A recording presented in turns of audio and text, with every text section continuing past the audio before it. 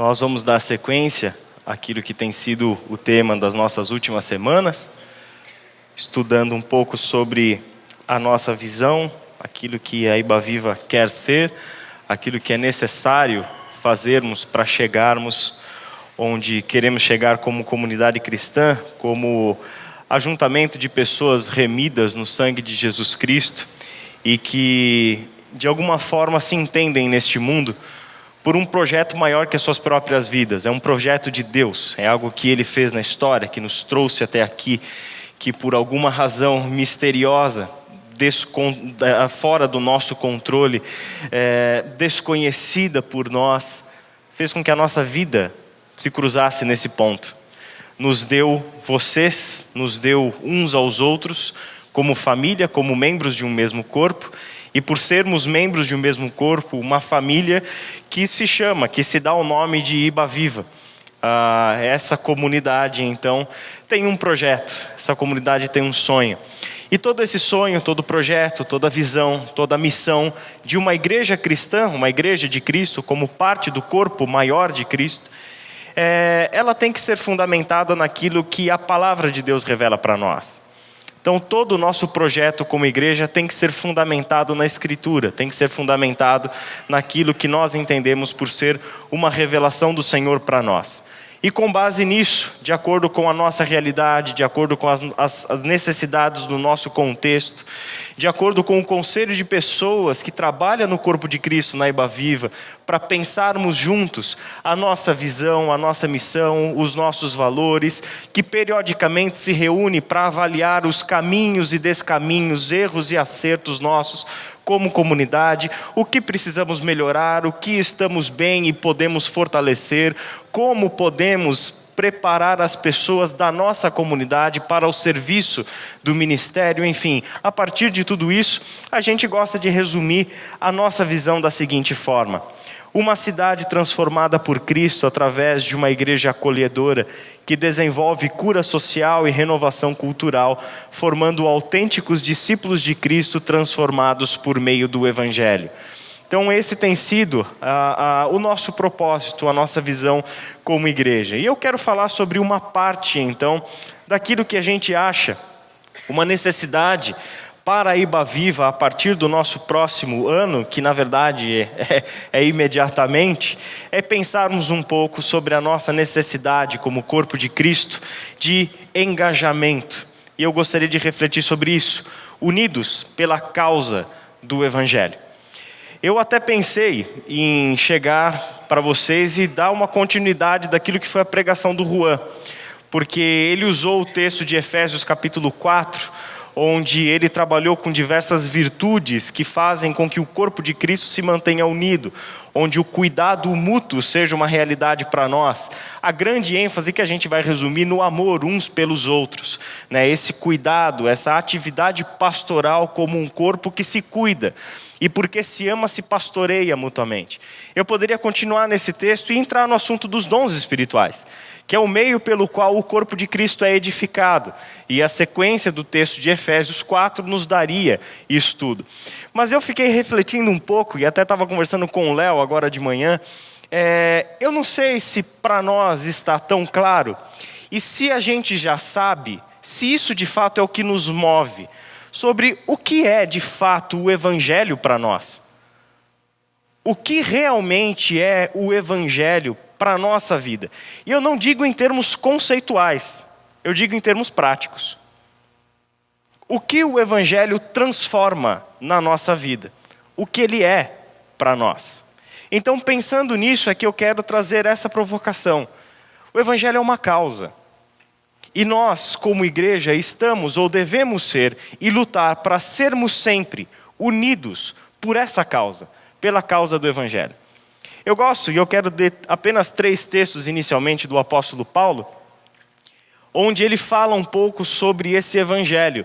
E na sua prática, quer dizer, não são textos onde Paulo está falando sobre o que é o Evangelho em termos conceituais. Ele não está fazendo uma proclamação, um ensino acerca do conteúdo do Evangelho. Mas ele trata o Evangelho como essa causa, com esse envolvimento prático, vivencial dele.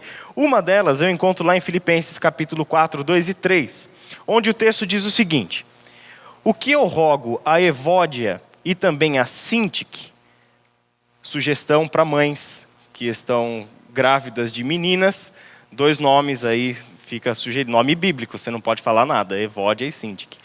É que vivam em harmonia no Senhor. Sim, e peço a você, leal Císigo, outro nome interessante, que as ajude, pois lutaram ao meu lado na causa do Evangelho, com Clemente e meus demais cooperadores. Os seus nomes estão no livro da vida. Eu gosto muito nessa expressão do apóstolo Paulo. Ele fala dessas mulheres que estavam com um conflito comunitário. E aí o apóstolo Paulo pedindo para que Císigo as ajudasse a viverem em harmonia, a concordarem entre si. Esse apóstolo Paulo, então, fala que essas pessoas são pessoas que, juntamente com outras, lutaram ao seu lado. Lutaram ao seu lado por quê? Pela causa do Evangelho. Pela causa do Evangelho. Essa é uma expressão muito interessante que pressupõe engajamento vivencial. Quando você para olhar para a história, quem são as pessoas que viveram por uma causa? Curiosamente, viver por uma causa tem colocado pessoas em situações muito curiosas e que talvez a gente ache que essas pessoas são meio malucas. Por exemplo, existem pessoas no mundo que, por defesa das baleias, se colocam em um barquinho a remo na frente de um transatlântico que caça baleias e faz com que aquele transatlântico seja obrigado a parar por causa da causa das baleias. Existem quantas coisas assim, às vezes absurdas, que chamam realmente a atenção, de pessoas que colocam a vida em jogo por causa de uma causa. A causa, e eu acho que são válidas, que são causas importantes, e para aquela pessoa, então, é a causa da vida dela. O Greenpeace é um outro exemplo de diversas causas defendidas e que pessoas se colocam em situações de risco de vida por causa da causa que elas estão defendendo. O apóstolo Paulo trata o Evangelho como uma causa. E as pessoas que estão no Evangelho são pessoas que, como o corpo de Cristo, juntas umas das outras, ao lado, ombro a ombro, lutam pela mesma causa. Essa é uma linguagem interessante de Paulo. Olha essa outra, na carta a Filemon, no verso 2. A Arquipo, nosso companheiro de lutas. Companheiro de lutas é uma expressão que veio para o português na NVI desse jeito, mas literalmente essa palavra no texto grego é um termo militar. E aqui ele está falando de um soldado que luta na guerra lado a lado, ombro a ombro. O companheiro de lutas é aquele que na batalha está do meu lado, defendendo a mim e eu defendendo a ele. É o meu parceiro direto na batalha, onde nós lutamos para nos defendermos e atacarmos juntos. A vida dele é responsabilidade minha e a minha vida é responsabilidade dele. Companheiro de luta, alguém que está ombro a ombro comigo, lutando lado a lado. Ele está falando de quem? Ele está falando dos seus companheiros na causa do Evangelho. Um outro texto, vocês o aprenderam, ele está falando do Evangelho, vocês aprenderam o Evangelho de Epáfras, nosso amado cooperador, fiel ministro de Cristo para conosco, fiel servo de Cristo para conosco, nosso amado cooperador. Sempre traz a ideia de que o Evangelho, portanto, não é algo que proclamamos, vivemos, experimentamos e trazemos a realidade em uma cidade como a nossa, sozinhos. Nós dependemos um do outro. E por que dependemos um do outro? Você acha que isso que é a Ibaviva que inventou? Não, esse é o plano de Deus. O corpo de Cristo. Nós somos uma unidade feita em Cristo Jesus. Tem um texto lá em Efésios que Paulo fala que dos dois, ou seja, daqueles que antes estavam separados, Deus fez um só, um ser humano só, uma nova criação no seu corpo. Edificou, portanto, todos nós, não mais como indivíduos, mas como um corpo unido. É importante em um tempo em que cada vez mais vemos uma religião personalizada.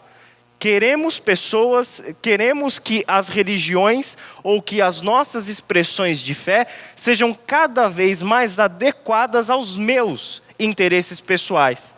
Isso é um fenômeno religioso que a gente encontra pelo mundo todo. A personalização da religião. Ou seja, eu quero uma religião que se adeque a mim. Então a religião precisa ser assim, precisa ser assado. O culto tem que funcionar desse jeito.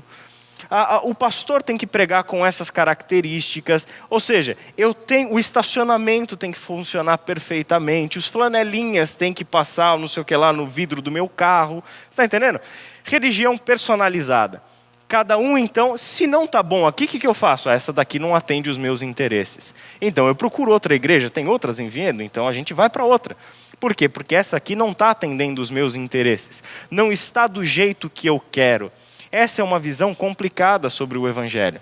Essa é uma visão difícil de a gente entender à luz do que o plano de Deus sobre a igreja nos mostra a partir do Novo Testamento. Nós precisamos de uma correção de visão.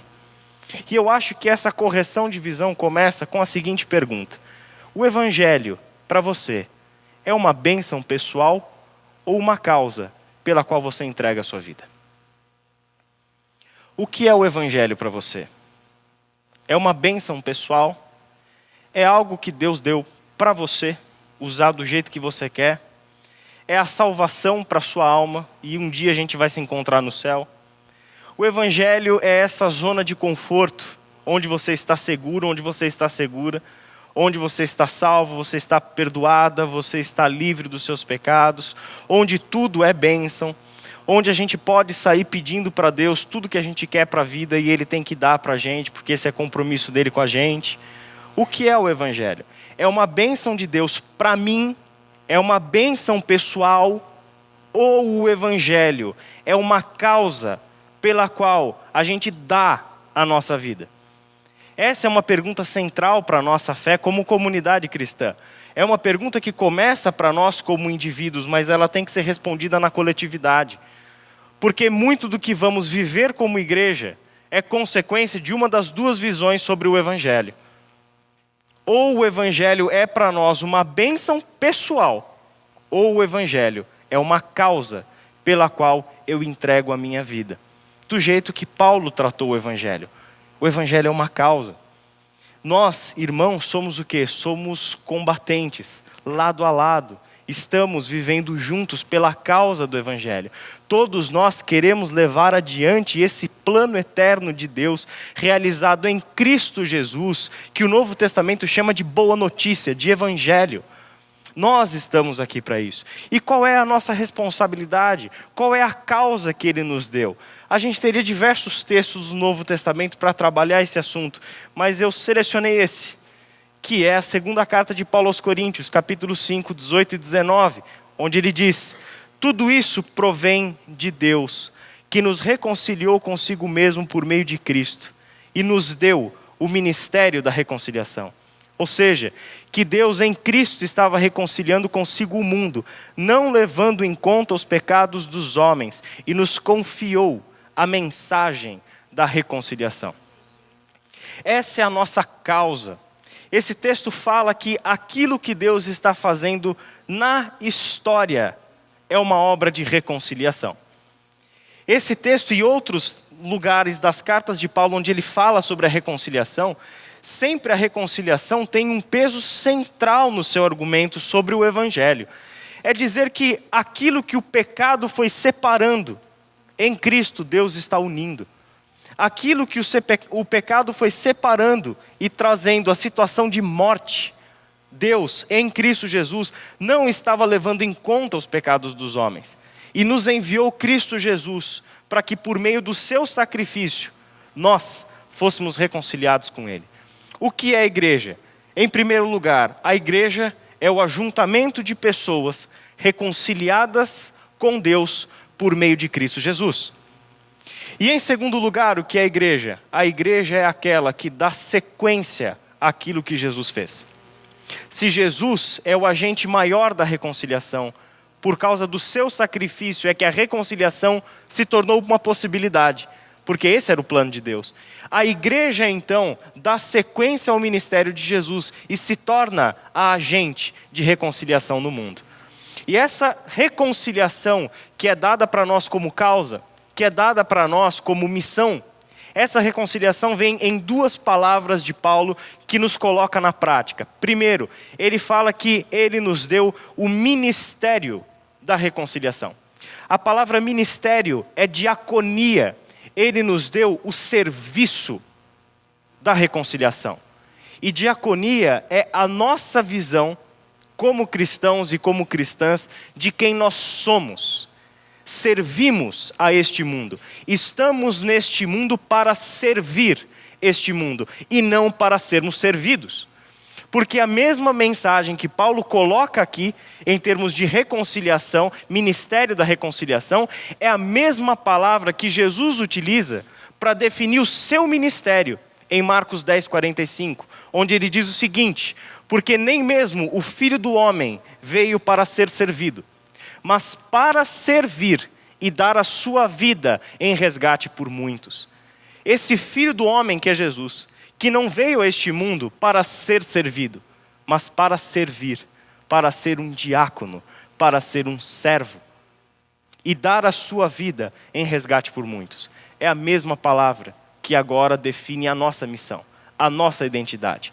Estamos neste mundo não como pessoas que estão aqui para serem servidas. Estamos neste mundo como Jesus esteve neste mundo, como servos. Servos de algo maior do que os nossos projetos pessoais. Servos do plano eterno de Deus, de reconciliar consigo todas as coisas por meio de Cristo Jesus. Segundo, esse texto fala que nos foi confiada, além do serviço, a mensagem da reconciliação. E aqui é proclamação mesmo. É abrir a boca e dizer para os outros quem é Jesus e o que ele está fazendo na história. É a proclamação do Evangelho. É a nossa capacidade de organizarmos a nossa ideia, o nosso argumento e apresentar Jesus Cristo verbalmente, falando para as pessoas quem é Jesus Cristo, testemunhando deste Cristo com a nossa voz, com a nossa boca, fazer com que Cristo seja ouvido por este mundo por meio da nossa voz. E gente, isso é algo lindo, impressionante, porque o Evangelho é a voz de Deus. E Deus está querendo falar para o mundo quem Ele é e o que Ele fez por meio da tua voz. Olha que coisa incrível. Quantas maneiras Deus teria? Ele é Deus, Ele é soberano, Ele é o Criador do universo. Quantas maneiras Deus teria para ser ouvido neste mundo? Mas Ele decidiu que Ele não quer ser ouvido se não for por meio da tua voz. Ele quer usar a tua voz. Por isso Ele te confiou a mensagem, a proclamação da reconciliação. Se nós nos entendermos como igreja, portanto, a partir desses parâmetros, entendermos que essa é a nossa causa, de que nós estamos nesse mundo, porque fomos reconciliados com Deus por meio de Cristo Jesus. E isso é uma bênção pessoal, sem dúvida nenhuma. Mas é uma bênção pessoal que não para em nós. Porque o que é que o texto diz? Que Ele agora, reconciliados com Deus, Ele nos confiou o ministério da reconciliação e a mensagem da reconciliação. É uma bênção pessoal, mas que traz para mim uma responsabilidade gigantesca. É Deus me reconciliando com Ele e agora me chamando pelo nome, pessoalmente, e dizendo: agora que você é reconciliado comigo, as pazes estão feitas, a nossa amizade foi restaurada, a nossa harmonia e comunhão agora é perfeita. Agora você é meu parceiro e minha parceira nesse projeto que eu estou realizando na história. Ele te chama pelo nome e te diz: agora você é meu e agora a gente vai trabalhar lado a lado. Agora nós não estamos mais em lados opostos. Agora nós estamos lutando na mesma frente. E fazer parte daquilo que é uma causa que o próprio Deus deu para nós. É sabermos que nós temos o privilégio em vida de lutarmos pela causa do Evangelho, lado a lado com o nosso Deus, com Cristo Jesus e uns dos outros. Isso é uma bênção gigantesca, muito maior do que qualquer bênção pequena e pessoal que a gente queira alcançar por meio de uma vivência numa igreja cristã. Então, a partir daí, a gente pode perceber algumas coisas acerca da igreja. Algumas afirmações, só para deixar algumas coisas muito claras.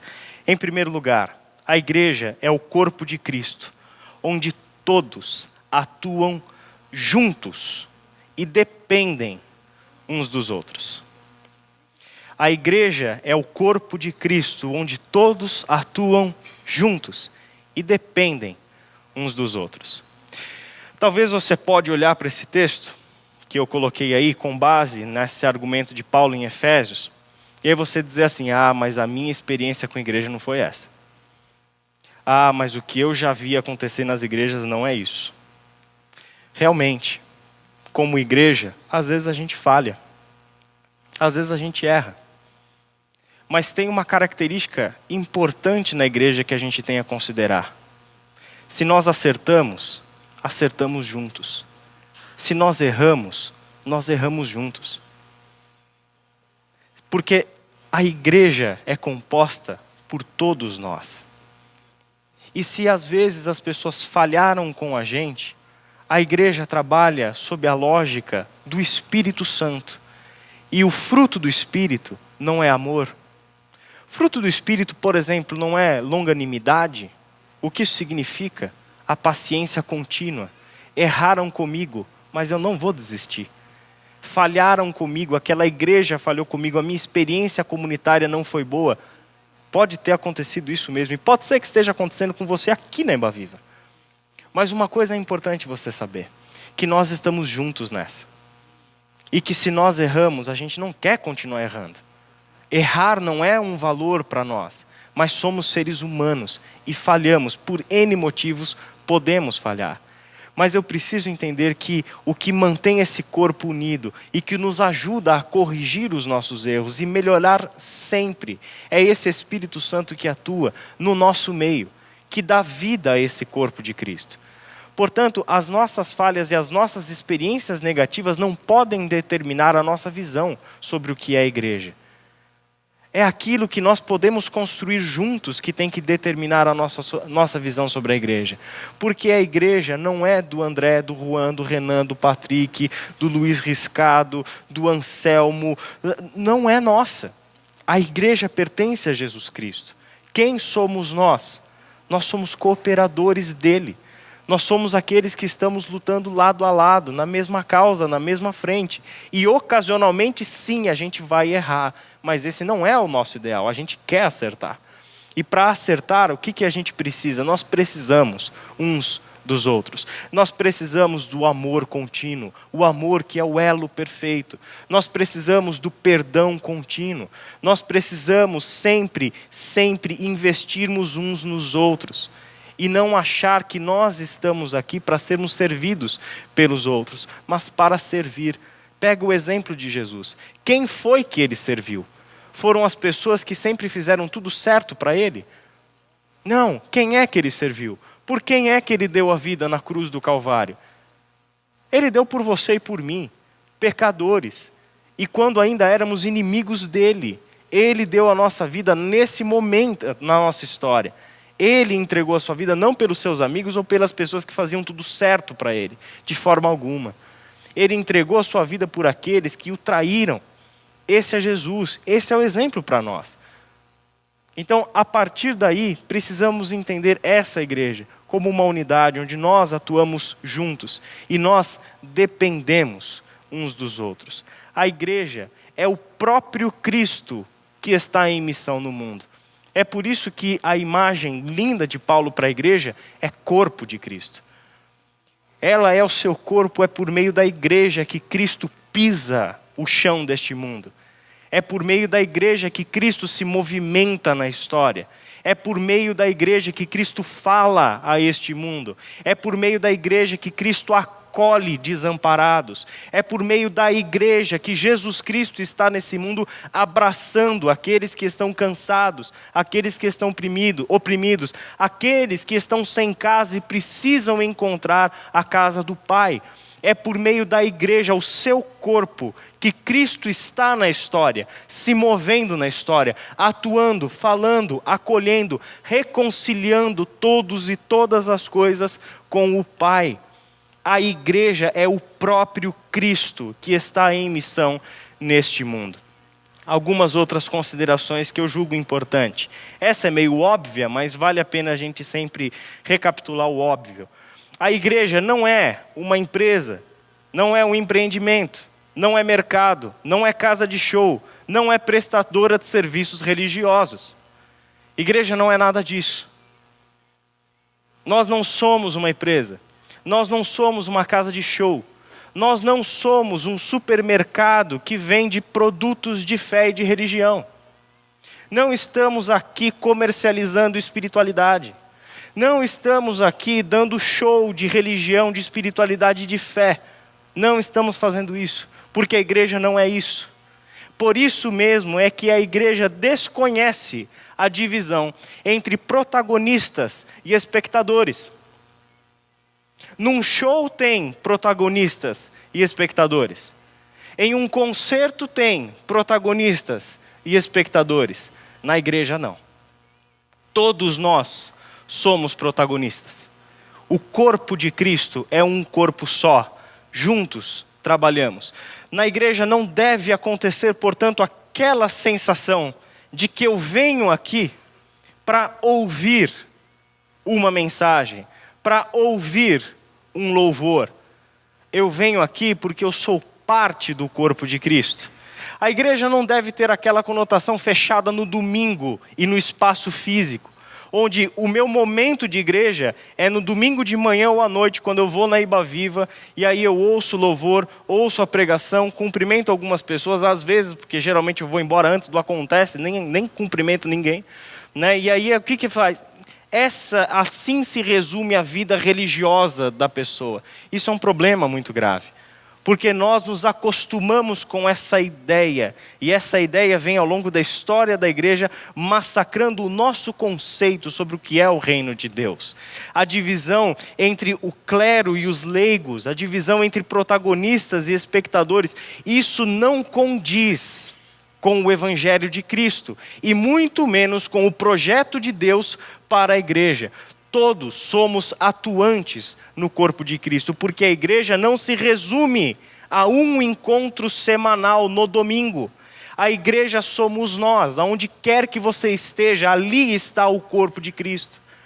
Aonde quer que você está, ali Deus quer usar você com seus dons e talentos que Ele te concedeu e que espera que você use pela causa que Ele deu a todos nós. Essa é a realidade da igreja. Todos nós estamos nessa história como protagonistas. Eu gosto, já citei isso como exemplo uma vez, o capítulo 9 de Atos dos Apóstolos, para mim é um exemplo muito claro disso. Porque no capítulo 9 de Atos você tem a conversão daquele que se tornaria o maior missionário e teólogo de toda a história da igreja, Paulo de Tarso. No mesmo capítulo 9 é mencionada uma mulher de Jope chamada Tabita. E o que ela fazia? Ela era uma discípula de Jesus e ela costurava vestidos. É citado os dois em paralelo.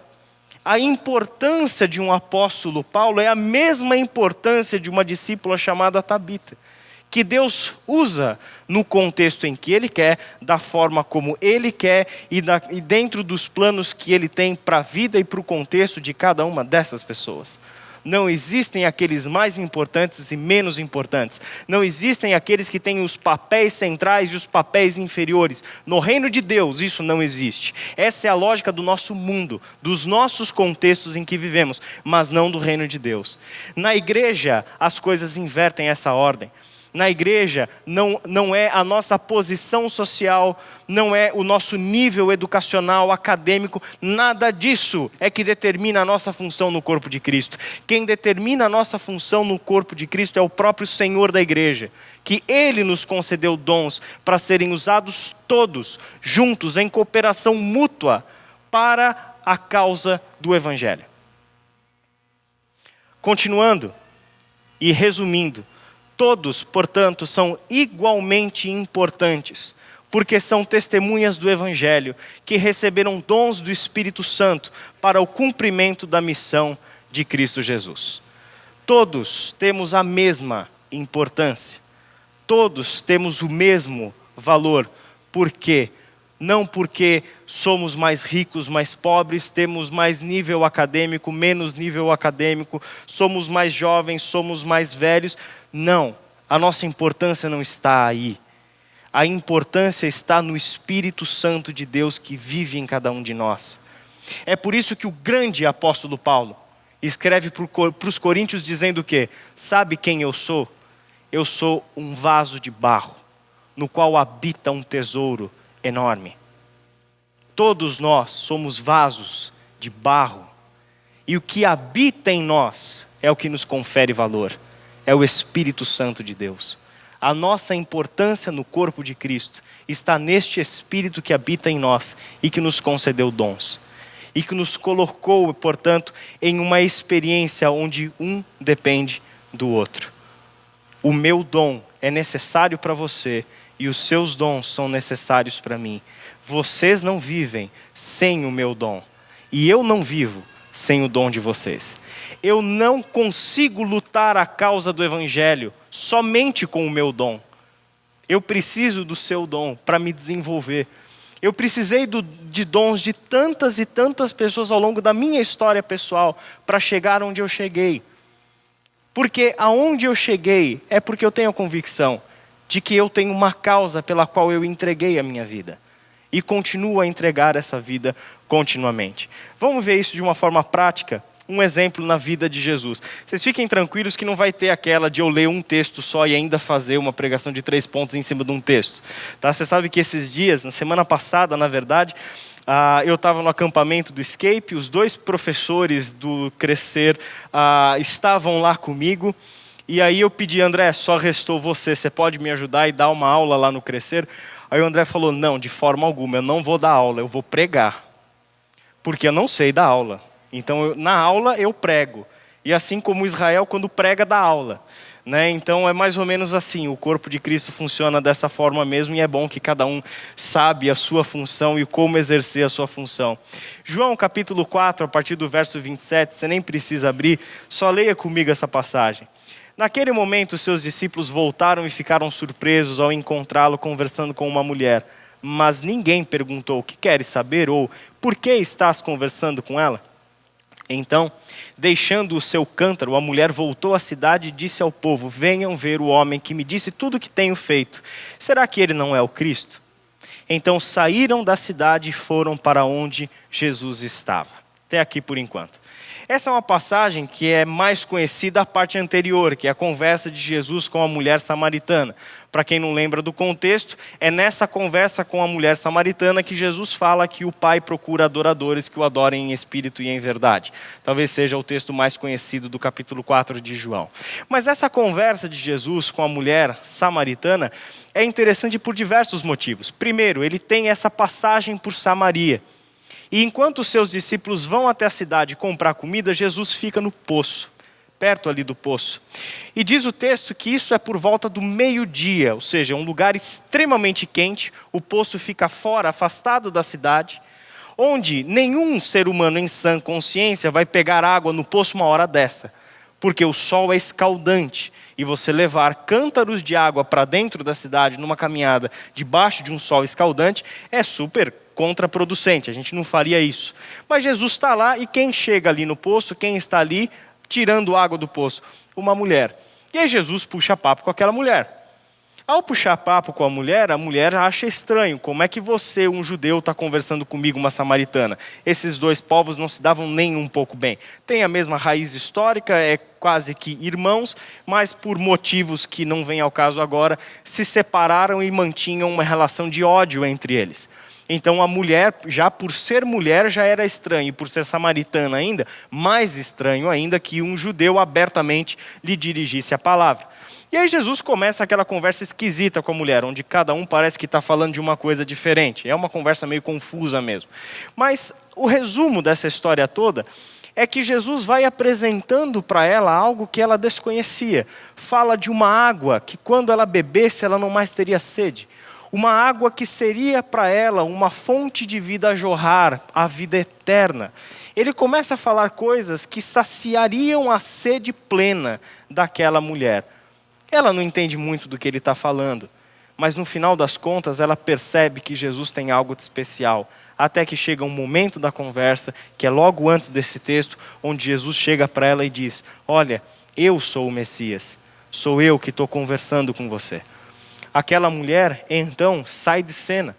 Ela retorna para a sua cidade, e aquela mulher, que ao meio-dia estava no poço, justamente para não ter que se encontrar com ninguém, e porque ela não queria encontrar com ninguém, lembra da história?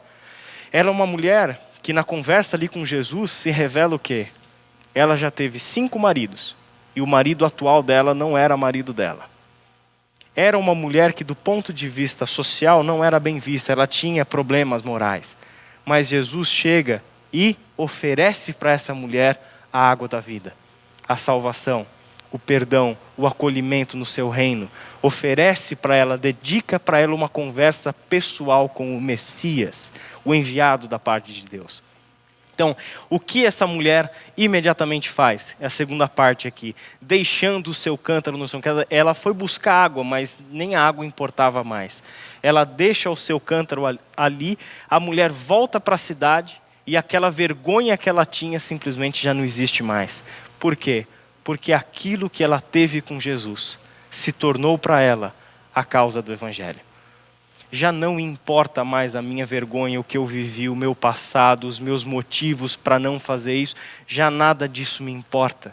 A única coisa que me importa é que eu tenho que fazer esse Cristo conhecido das pessoas da minha cidade. Eu tenho que voltar para a minha cidade e dizer para todo mundo quem é esse homem com quem eu conversei ali no poço. Eu tenho que dizer para esse que pode me dar a água da vida, que vai saciar a minha sede eternamente. A sede que água de poço nenhum é capaz de saciar. Esse Cristo tem a sede da minha existência. A água que vai saciar a sede da minha existência. Ele tem essa água. Portanto, é para Ele que eu vou. Aí nesse meio tempo os discípulos voltaram e quando voltaram viram ele conversando com a mulher. Acharam isso estranho e tal, mas no final das contas ninguém teve coragem de perguntar o que estava acontecendo. A sequência do texto diz que os discípulos insistiam com ele: mestre, come alguma coisa. Mas Jesus lhes disse: tenho algo para comer que vocês não conhecem. Então os seus discípulos disseram uns aos outros: será que alguém lhe trouxe comida? Quer dizer, visão pequena, não conseguem enxergar ou perceber tudo aquilo que Jesus está querendo dizer. Então isso torna necessária a explicação de Jesus para eles. A minha comida é fazer a vontade daquele que me enviou e concluir a sua obra. O que é alimento, o que me sustenta vivo, o que me mantém vivo como ser humano agora? Já não são mais os meus projetos pessoais, já não são mais aquilo que para mim se tornou uma necessidade, quando na realidade é um mero desejo, é uma mera vaidade. Nada disso mais importa. O que me mantém vivo, o que me sustenta como ser humano, não é o alimento como vocês conhecem, não é o pão, não é a água. O que me mantém vivo não são as minhas necessidades como ser humano, não. O que me mantém vivo é a vontade de fazer, a vontade de realizar a obra daquele que me enviou. É fazer toda e cumprir toda a vontade do Pai. Vocês não dizem, daqui a 4 meses haverá colheita? Eu lhes digo, abram os olhos e vejam os campos. Eles estão maduros para a colheita. Aquele que colhe já recebe o seu salário e colhe o fruto para a vida eterna, de forma que se alegram juntos o que semeia e o que colhe. Assim é verdadeiro o ditado: um semeia e outro colhe. Eu os enviei para colherem o que vocês não cultivaram. Outros realizaram o trabalho árduo e vocês vieram a usufruir do trabalho deles. O corpo de Cristo funciona dessa forma. E o corpo de Cristo aos nossos olhos se confunde com a igreja, instituição e todas as visões distorcidas às vezes que nós temos sobre a igreja. Mas aos olhos de Deus, o corpo de Cristo é aquilo que Ele está fazendo na história desde sempre. desde sempre. Ele está atuando nesse mundo para quê? Para que aqui, na minha geração, ele escolhe o Israel para esse trabalho específico. E o Israel vai fazer o quê? Eu escolhi ele para ele vai semear algumas sementes. Ele vai fazer algumas plantações. Mas quem vai colher os frutos do trabalho dele? Talvez uma geração daqui para frente. Para ele não importa. Aquilo que nós realizamos agora como corpo de Cristo, talvez a gente não enxergue o resultado daquilo que nós fizemos na nossa própria história, no nosso próprio momento. Nós somos imediatistas demais e não conseguimos enxergar as coisas do jeito que Deus enxerga. Talvez aquilo que nós estamos plantando hoje como igreja na cidade de Vinhedo, a gente não sabe quais são os frutos que isso vai gerar. Mas a gente não pode esquecer que quem faz crescer, quem zela pela planta, quem faz com que tudo aquilo tenha algum sentido e valor, é o Senhor da igreja. E qual é a minha função? A minha função, o que me mantém vivo é essa causa. Eu estou nesse mundo para cumprir a obra que o Senhor deixou para nós. Para a gente concluir, a gente precisa se preparar para a nossa missão. Então eu quero dar alguns passos, algumas considerações importantes para nós pensarmos nesse preparo. O primeiro deles, que também é bem óbvio, né? Mas vamos lá. A gente precisa sair da nossa zona de conforto. A gente precisa sair daquele nosso desejo tão natural de encontrarmos uma igreja onde a gente pode chegar lá no domingo, estacionar o nosso carro e se não tiver vaga fácil, daí eu já preciso procurar outra igreja com estacionamento com manobrista, porque esse aqui não está dando. A zona de conforto é a gente chegar aqui querendo o louvor do jeito que a gente quer. Aí a gente tem o louvor do jeito que a gente quer, ótimo, mas se não está do jeito que a gente quer, as pessoas da zona de conforto, curiosamente, são as primeiras a reclamar. Já reparou isso? Que quando a gente está na nossa zona de conforto e a gente quer tudo do nosso jeito, essas são as pessoas primeiras a reclamar. Não são as pessoas que chegam lá e falam o que eu posso fazer para ajudar. Como eu posso cooperar? Não são essas pessoas. São as primeiras pessoas a saírem por aí reclamando de tudo e de todos. Por quê? Porque é confortável ser um consumidor de religião. É confortável sentarmos aí no nosso domingo e nos abastecermos de religião. Mas esse não é o propósito da Iba Viva. Não é isso que a gente está querendo promover aqui como igreja. Não é, de forma alguma. A gente tem uma visão muito clara de levar esse evangelho para a nossa cidade em todas as suas dimensões. A gente tem um propósito muito claro que aquilo que a gente está fazendo aqui é querer formar verdadeiros discípulos e discípulas de Jesus Cristo por meio do evangelho. Nós temos uma visão muito clara, por isso sair da zona de conforto é extremamente necessário. Saindo da zona de conforto, eu preciso descobrir e desenvolver o dom que Deus deu para mim. Certo? Como que eu faço isso? Parece simples, mas como é que eu vou descobrir e desenvolver o dom que o Senhor nos deu? Aqui tem um ponto importante, porque às vezes quando a pessoa sai da zona de conforto ou acabou de chegar na igreja, ela não descobre e desenvolve o seu dom. Ela se projeta no dom do outro. Por exemplo, eu chego aqui e eu gosto do que o Patrick faz. Canta bem, toca bem, é bonitinho. Então, gostei do que o Patrick faz, gostei. É isso que eu quero ser. É isso que eu quero ser. Quero ser como ele. Eu cantando é uma droga, é uma coisa horrorosa, mas eu achei legal a posição, então eu quero ser como ele. Eu gostei do cargo do André, olha que bacana o cargo do André. Quero ser como é, Deus que me livre ter o cargo do André. Eu falo isso para ele, isso não é para mim. Entende? Isso é algo que Deus te deu e eu jamais vou querer ter a posição que você tem, não quero mesmo. Porque eu tenho consciência do dom que Deus me deu. E se eu tenho consciência do dom que Deus me deu, eu não me projeto no dom do outro. Eu não quero ser aquilo que Deus deu para outro e não para mim. Eu preciso descobrir o que Deus deu para mim. A agenda que Deus está escrevendo para mim. As qualidades, as virtudes que Deus deu para mim. É isso que eu preciso descobrir e desenvolver como corpo de Cristo. Como? Uma maneira muito simples, que também é super óbvia. Envolver-se com as diversas frentes de ensino que a Iba Viva oferece. Você sabia que, por exemplo, esse ano nós oferecemos uma semana teológica sobre o fruto do Espírito e dons espirituais? Nessa semana teológica a gente trabalhou sobre esse assunto, onde a gente deu para as pessoas uma oportunidade, ao fazer, o Itamir Neves esteve aqui com a gente, fazendo uma exposição dos dons espirituais à luz do Novo Testamento, de modo que a gente pudesse se encontrar naquilo. São indicações, são caminhos por onde eu consigo me ver dentro do corpo de Cristo. Talvez eu tenha esse dom. Opa, eu não sabia que isso era um dom espiritual e que pode ser que Deus tenha me dado esse dom. Esse é o passo, pode ser que esse seja o caminho. Descobri e agora o que eu faço? Se envolva e desenvolve esse dom. Por que a gente tem frentes de ensino na Ibaviva? É só para isso. Só para isso. Para que você descubra e desenvolva as capacidades espirituais que Deus deu para você. Essa é a razão, por exemplo, de eu estar aqui. Significa que se vocês não quiserem descobrir e desenvolver o seu dom, logo, logo você é demitido. Está entendendo? Isso é uma coisa muito séria e eu gostaria que você levasse a sério, principalmente por esse motivo. Quer dizer, a nossa função é essa, é te ajudar a desenvolver, descobrir e desenvolver as capacidades que Deus deu para você.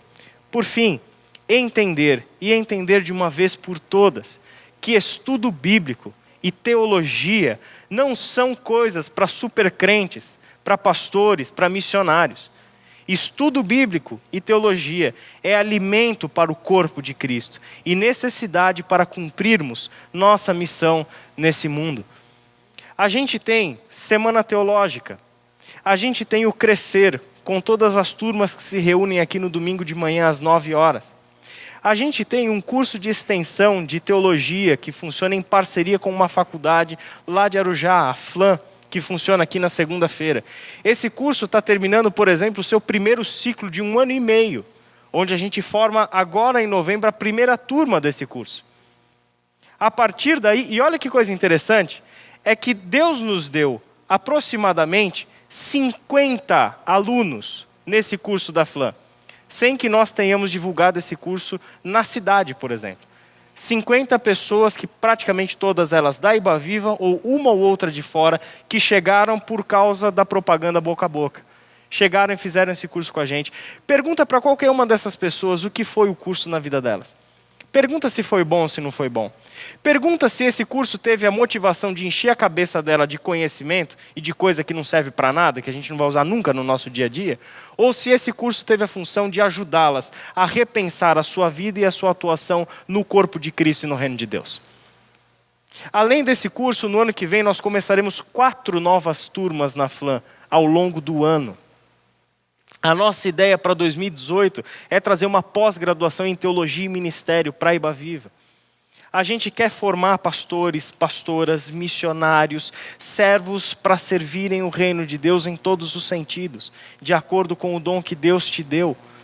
Esse é um projeto nosso, Deus nos deu isso. Deus nos concede esses dons para que usemos esses dons no seu reino. Quando eu cheguei aqui na Ibaviva, tinha um professor em atividade, que eu me lembro, que era o Luiz Riscado. A Ibaviva despertou o seu interesse por ter alguém na área de educação, trabalhando e pensando essa área de educação. O que isso significa? O Luiz Riscado era um cara que estava aqui, lutando pela causa do Evangelho. Da forma que Deus deu a causa para ele, no dom que Deus tinha dado para ele. É como se Deus tivesse ouvido. Existe um soldado meu lá que está precisando de apoio, que está precisando de um companheiro que luta ombro a ombro. Foi assim que a Ibaviva foi atrás de mim. A gente chegou aqui. E nesse meio tempo, você sabe o que aconteceu? Quando a igreja desperta para a sua missão, quando a igreja desperta que ela precisa crescer em alguns pontos, é Deus quem conduz a história. De uma forma interessantíssima, o meu caminho com o caminho do André, antes tinha sido o caminho do Juan, que se cruzou comigo, que foi meu aluno lá da FLAM. O Juan me indicou para o André, a gente começou a fazer contatos, eu vim parar aqui. Hoje, com a graça do Senhor, nós temos o Luiz Riscado, temos o Israel, temos o Guilherme Amarino, o Léo Diniz, nós temos o Nivaldo, nós temos o Renato, nós temos a Stephanie, nós temos o Rodrigo, nós temos o Arturo, e esse número de professores está crescendo. E a Iba Viva está se desenvolvendo na área do ensino e da educação. Por que a gente quer isso? Porque a gente quer preparar você para a obra do ministério. Porque Deus está interessado naquilo que Ele deu para você, para que você converta os seus projetos de vida pela causa do Evangelho. É isso que Ele quer. Eu não gosto muito de falar da minha vida pessoal. Algumas pessoas até pedem que eu, às vezes, use isso como exemplo. Mas eu me lembro que quando eu cheguei no seminário, isso foi em 2002, eu tinha uma visão de que eu estava na faculdade de teologia para virar pastor. E ao longo desse tempo, na faculdade é que eu descobri e pude desenvolver o dom que Deus de fato tinha me dado. Que não era para ser o pastor de uma igreja como o André é. Deus me deu o dom do ensino. E de 2002 até hoje, eu não parei de estudar um dia sequer. Eu não estou falando só do meu estudo pessoal, das coisas que eu estudo independentemente em casa, mas o meu envolvimento com a academia. Eu não parei em nenhum momento. Aí você me pergunta, não, mas aí você está querendo se envaidecer? Você está querendo dizer que isso é uma virtude? Não, isso não é uma virtude minha. Isso é o Espírito Santo que Deus nos deu. E fazendo minhas as palavras de Paulo em 1 Coríntios capítulo 5, 15, versículo 10, ele diz o seguinte: pela graça de Deus, eu trabalhei mais do que todos os outros. Contudo, não eu, mas a graça de Deus que atua em mim. É o reconhecimento de que a graça de Deus, para que não seja inútil na nossa vida, exige de nós o trabalho e o esforço.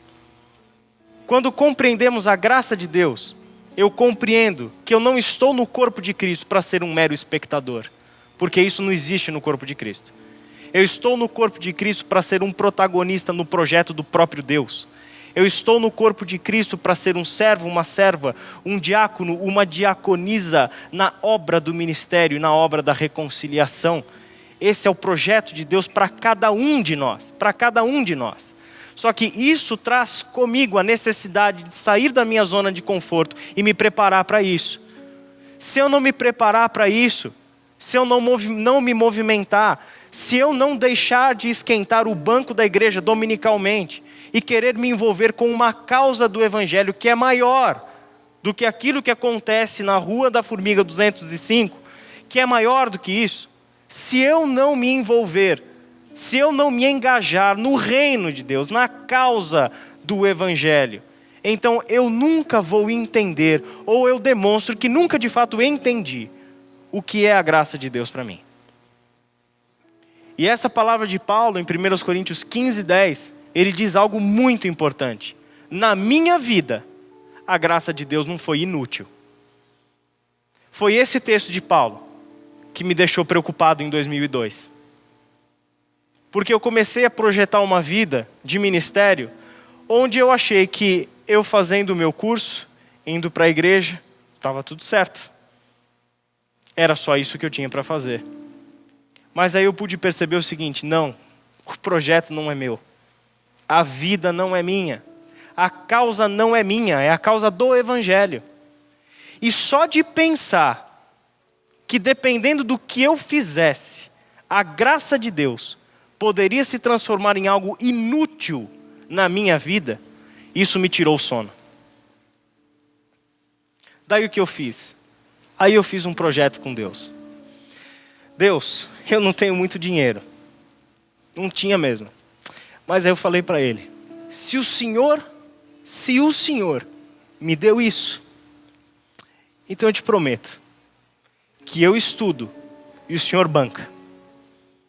Eu estudo, eu me preparo, eu vou dar aula sem ganhar nada. Eu vou dar aula em troco de gasolina. E quantas vezes e por quantos anos essa foi a minha vida? Dar aula em troca de gasolina.